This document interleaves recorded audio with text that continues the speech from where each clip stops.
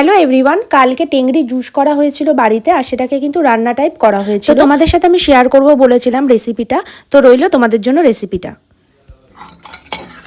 দেখো এখানে সব কিন্তু টেংরিগুলো রয়েছে এবং শুধু খাওয়া যায় টাইপেরও খেতে হবে, জুস টাইপেরই আমরা বেশি খাই, কিন্তু মা বললো আজকে একটুখানি মশলা দিয়ে একটু হালকা একটু মশলা দিয়ে ঝোল টাইপস করবে, কিন্তু এটা শুধু এটা ভীষণ হেলদি, ঠিক আছে?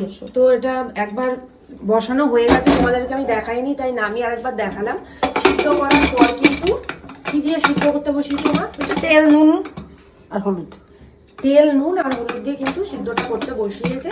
এই সব জল টেনে 1 কাপ জল হবে, সেটাই হবে জুস। কিন্তু আমি আজকে একটু ওকে একটু পেঁয়াজ রসুন দিয়ে হালকা করে একটু জাস্ট একটু ঝোল ঝোল করে দেবো। কড়াইতে তেল দিয়ে দেওয়া হলো, এবার কিন্তু সিদ্ধ হয়ে যাওয়ার পর এটাকে ঢেলে নেওয়া হবে। তোমরা যদি চাও তোমরা কিন্তু এখনো এই জুসটাকে খেতে পারো, ঠিক আছে, গোলমরিচের গুঁড়ো দিয়ে, ভীষণ ভালো লাগে খেতে। আর এটা এত সুন্দর একটা স্মেল হয়ে যাচ্ছে, আমার জিভে জল চলে আসছে। আমি এখন একটুখানি নিয়ে খেয়ে নেবো, বেশি খেলে আমার মুখ মেরে যায়। এখানে আছে পেঁয়াজ, আর এখানে আছে পেঁয়াজ আর রসুন বাটা। প্রথমে দিয়ে দেওয়া হলো কিন্তু পেঁয়াজটা ভালো মতন, এবার একটুখানি ভেজে নেওয়া হচ্ছে। তারপরে দিয়ে দেওয়া হলো, দিয়ে দাও পেঁয়াজ আর রসুন বাটা, মানে বাটা তো করেনি, হালকা একটুখানি গ্রেট টাইপের করেছে না, হালকা একটু গ্রেট টাইপের করা হয়েছে। আর তার সাথে এখানে কি কি বাটা আছে এটার মধ্যে? জিরা, ধনে, আদা। এটার মধ্যে জিরা, ধনে, আদা বাটা রয়েছে। অলরেডি ভীষণ সুন্দর একটা গন্ধ বেরিয়ে গেছে, কিন্তু পেঁয়াজ রসুন পড়ে গেছে। আর এখানে কিন্তু বাটাটা চলে আসলো, আলাদাই স্মেল, এত ভালো লাগে না আমার স্মেলটা, খুব ভালো লাগে না? এবার যাবে হলুদ, হালকা মশলাটাকে একটু কষিয়ে নিতে হবে, আর দিয়ে দিতে হবে জল।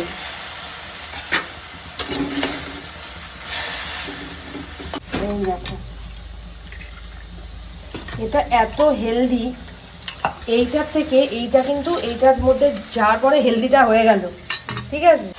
লঙ্কার গুঁড়ো যেহেতু মা বললো, তো সেই কারণেই এটা করা হবে। চেষ্টা করবে শুধু খাওয়ার, আমি নিজে শুধুই খেলাম না একটাই কারণে, কারণ মুখটা মেরে যাবে, আর কিছুই না। শরীরের পক্ষে এগুলো খুব ভালো। আর এখানে কিন্তু খয়রা মাছ নুন হলুদ মাখিয়ে রাখা হয়েছে, এটাকে ফ্রাই করা হবে। গোলমরিচের গুঁড়ো এবার কিন্তু ঢেলে দেওয়া হবে, মশলা কিন্তু কষে গেছে, ঢেলে দেওয়া হবে। তোমরা এরকম হালকা করে রান্না করেও খেতে পারো, তাহলে ভাত দিয়ে খেতে পারবে। এই যে স্যুপটা রয়েছে,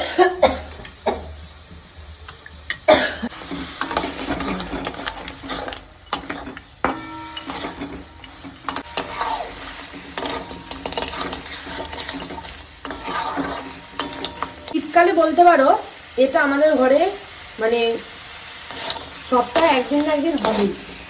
স্যুপটাকে আবার পুরো দিয়ে দেওয়া হলো।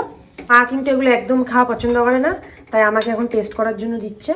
আমি টেস্ট করে বলবো কীরকম হয়েছে, ঠিক আছে? চামচটা নিয়ে আসি।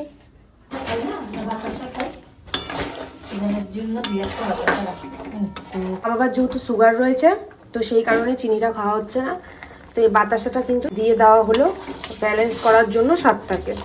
দেখো পুরো কমপ্লিট হয়ে গেছে, এবার কিন্তু এটা ঢালা হবে।